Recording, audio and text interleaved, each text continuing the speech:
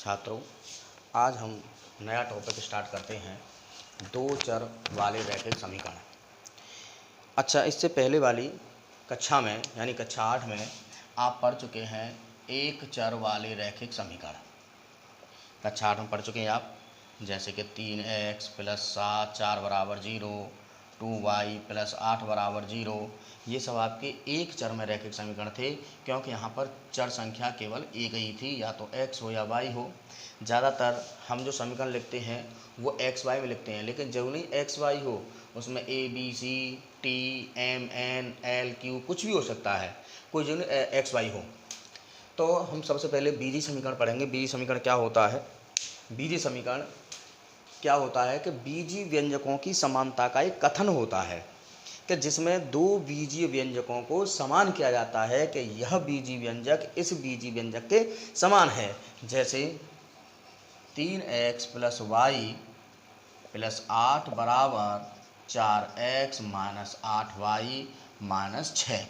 तो यहाँ पर एक बीजीय व्यंजक ये है और एक बीजीय व्यंजक ये है, तो दोनों बीजीय व्यंजकों की समानता का कथन होता है, उसे हम कहते हैं बीजीय समीकरण। अच्छा, यह जो बीजीय समीकरण है एक अथवा अधिक चर हो सकते हैं, जैसे ये एक चर में है, ये दो चर में है, 3 चर में हो सकता है, 4 चर में हो सकता है, कितने भी चर में हो सकता है। लेकिन मुख्यतया कक्षा 8 में आप एक चर में पढ़ चुके हो, कक्षा 9 में 2 चर में, कक्षा 10 में भी आप 2 चर में रैखिक समीकरण पढ़ेंगे। इसको हम ऐसे भी लिख सकते हैं 3x + y + 8 = 0। यह भी समानता कथन है, बराबर आ रहा है। और इससे पहले वाली जो वीडियोज है, बहुपद जो मैंने पढ़ाया था, बताया था कि अगर बराबर का निशान नहीं होता है तो यह केवल एक बहुपद है, और अगर बराबर का निशान आ गया तो फिर हम बहुपद को न बोल करके इसको समीकरण बोलेंगे। और परिभाषा में लिखा गया है कि बीजीय व्यंजकों की समानता का एक कथन होता है। इसमें एक चर भी हो सकता है, दो चर भी हो सकते हैं, 3 चर भी हो सकते हैं। चरों की एक अलग कहानी है। एक चर में रैखिक समीकरण, इसमें केवल आपका एक ही चर होता है। जैसे 3x + 4 = 0 या 5t - √7 = 0। ये आपके क्या है? एक चर में रैखिक समीकरण है। अब समीकरण की हम बात करें, ये समीकरण है, तो इसमें बराबर की तरफ देखते हैं। बराबर से बायां वाला तो बायां पक्ष होता है और दायां वाला दायां पक्ष होता है। इसमें बायां पक्ष और दायां पक्ष, यानी बायां पक्ष और दायां पक्ष दोनों बराबर होते हैं। तो बाएं पक्ष और दाएं पक्ष की समानता को जो कथन कह रहा है उसे हम बीजीय समीकरण बोलेंगे। दो चरों में रैखिक समीकरण होते हैं, दो चर वाले रैखिक समीकरण। जैसे हम लिखेंगे 3x + 4 y = 0 या 5x + 6y + 7 = 0। ये दो चर वाले रैखिक समीकरण हैं। एक चर वाले रैखिक समीकरण का केवल एक ही हल होगा। अगर हम x का मान निकालेंगे तो यहाँ से x का मान केवल -4/3 आएगा।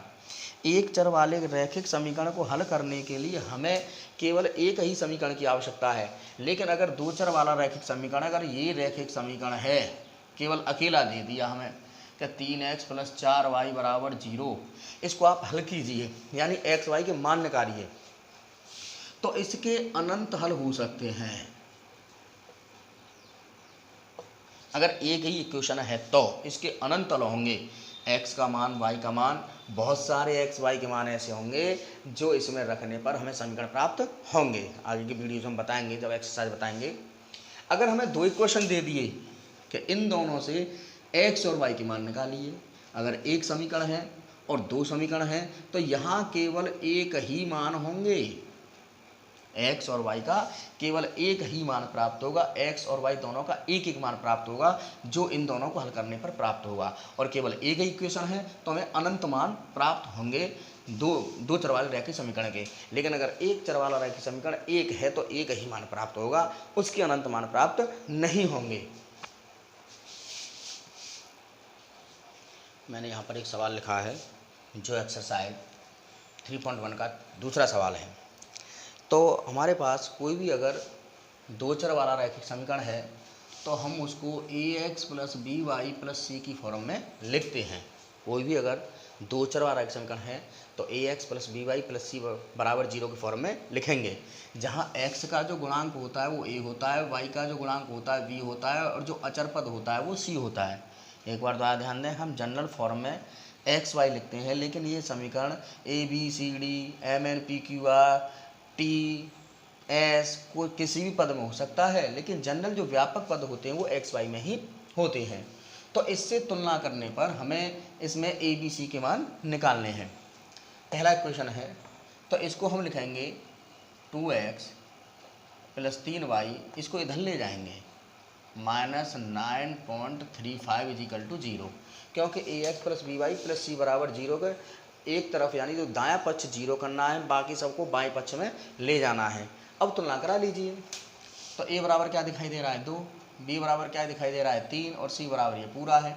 तो तुलना कराने पर a बराबर 2, b बराबर 3 और c बराबर -9.35 का बार। और 35 जो बार है हम पहली एक्सरसाइज संख्या पद्धति में आपको पढ़ा चुके हैं कि बार माने होता है इसका रिपीटेशन बार बार, यानी अगर हम इसको ऐसे ही खोल देंगे तो इसका मतलब हो जाएगा 9.35 35 35 एंड सो ऑन ध्यान देंगे।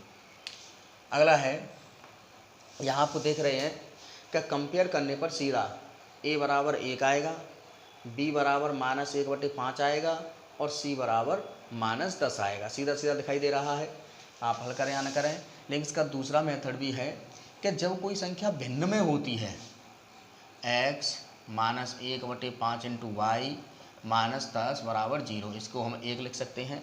तो a बराबर 1, b बराबर माइनस चिन्ह समेत लिखना है -1/5 और c बराबर -10।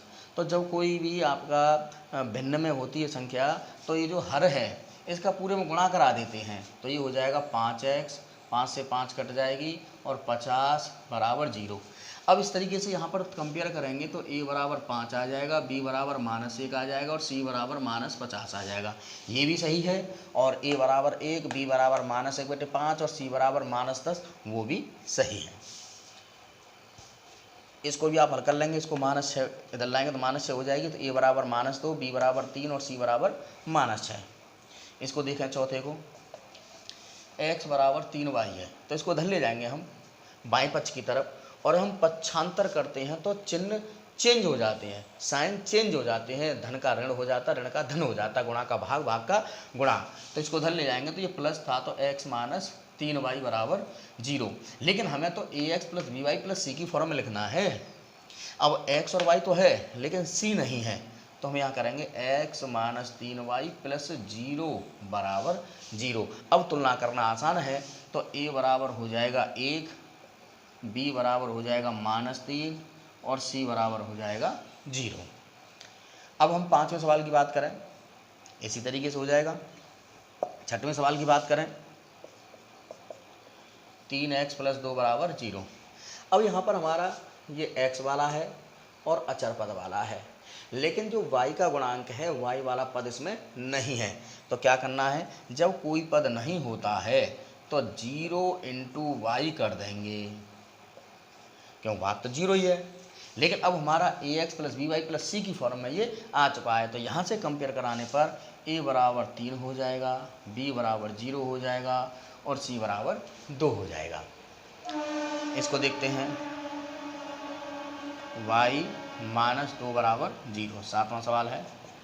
तो इसको हम क्या करेंगे, यहाँ पर x नहीं है इसलिए हम 0 इंटू एक्स लिख देंगे, बात तो 0 हो जाएगा। 0 किसी में गुणा करा दीजिए, जब कोई चीज़ नहीं है तो उसका गुणांक 0 होगा।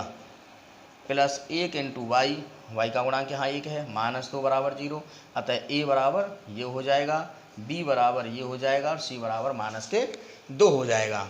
तो a बराबर 0, b बराबर 1 और c बराबर -2। अब इसको देखते हैं, ये 5 बराबर 2x है, इस 5 को उधर ले जाएंगे तो ये हो जाएगा 2x -5 बराबर 0। फिर इसको करेंगे 2x प्लस 0 इंटू वाई -5 बराबर 0। कंपेयर करा दीजिए, a बराबर हो गया 2, b बराबर हो गया 0 और c बराबर हो गया -5। इस तरीके से तुलना हो जाएगी। जो सवाल मैंने छोड़ दिए हैं उसको आप स्वयं हल करके देखेंगे।